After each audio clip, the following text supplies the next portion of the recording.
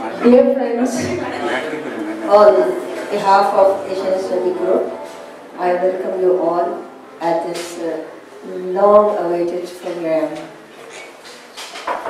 I'm sure the majority of the people in this room is well aware of the fact that Pakistan has a very rich cultural and historical heritage.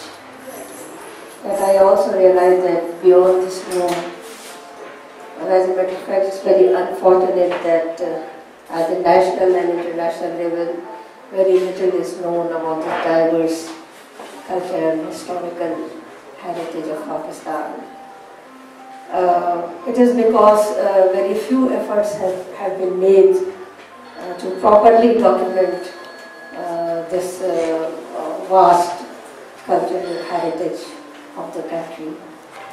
It is generally said that the reason for it is the lack of resources, finances, etc. But I personally believe that the basic reason for it is the will and interest.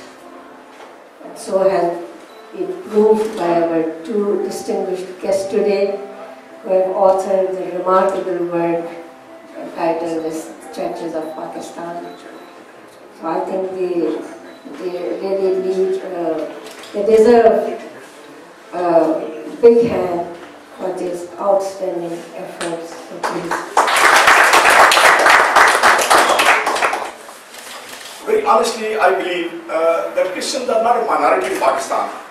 I'll give you my reason for that. The Christians made a deliberate choice to join Pakistan. It was not by coincidence. They didn't stay here by accident. They made a choice as a community, the political parties, to join Pakistan. They campaigned for Pakistan. In 1946 elections, they championed the cause of Muhammad Ali Jinnah and the idea of Pakistan, and they made it a success, and that's why this is how Muslim League had a landslide between, particularly in the Punjab, where the Christian, they were settled in very large numbers.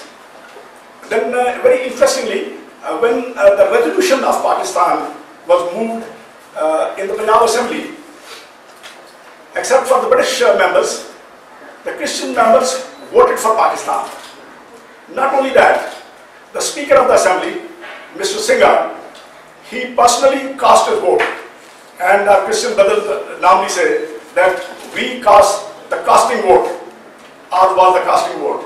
So he personally came down and endorsed his signatures on that resolution. So this is how they supported the case of Pakistan. Moreover, during the Boundary Commission, let's say, discussions, a Christian delegation represented Pakistan in a way that they said, please count us as part of Muslims when you are deciding the boundaries of Pakistan and India. So when some people would call Christians a minority, this is, I think, what I would say that will be belittling the effort of these people who struggled for Pakistan along with the Muslim brothers and sisters. When this tax law was excavated in 1930s, around 35, they found a cross here, which is popularly known as St. Thomas Cross.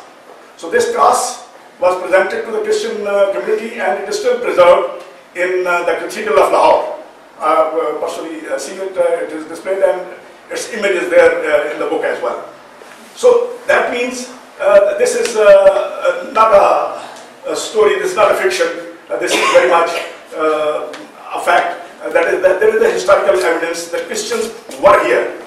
More than that, those of you who are familiar with the Sikh route going to China, there are places like Chalas. They found some crosses there as well. They are called Nestorian crosses, and there are more than one. So that means the Christians were in this area as early as the 1st century and later. Even there are references to 3rd century and all this. Thereafter, you see the story is not very clear. There are references in Christian historians, church historians, that there were Christians in this part of the world. Even in Sakhar, there are very famous sadhu Bela, and there are sadhus of Sakhar are very well known. And there are some legends among them that is which refer to, let's say, St. Thomas having passed through that place, because that place was a kind of a port at that time. So this, but there is a continuation in the story. Then, if you come to the Mughal period, the Christians flourished in this part of the world. There were many Armenians here, and you will be surprised. That is, they say one of the wives of Akbar the Great was a Christian lady, and her sister was again in the employment of the court. Both of them, they were there. And it may be news to most of you that if you visit Lahore Fort, do visit a small little room called Sedara. Se means three. Sedara means a room with 3 doors. So in Sedara, there are still paintings of Christians, Christian icons, you would say. One could very easily recognize, let's say, the portrait of Pope Gregory.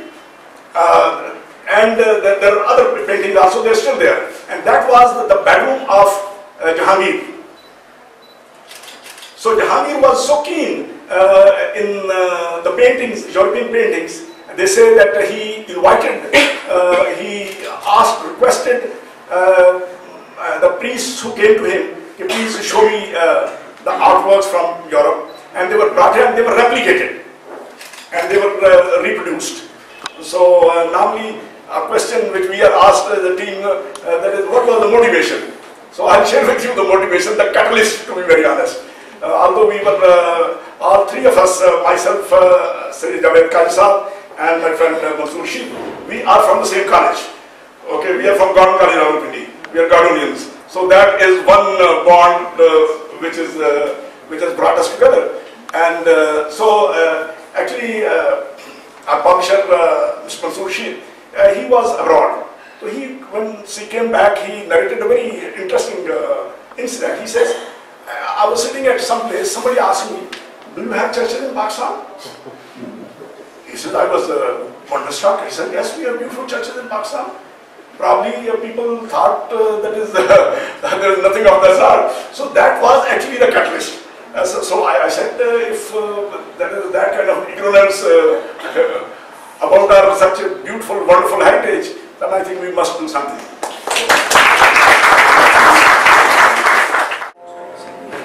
Very special thing about this church is that they use a lot of local material and some of the techniques used by the Mughals in building construction.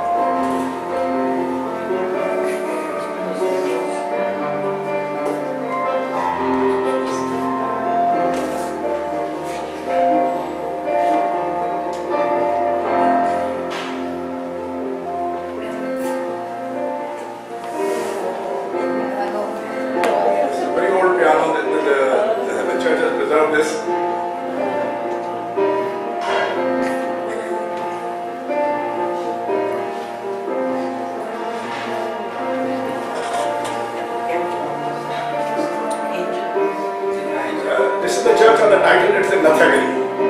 And this is the wood structure.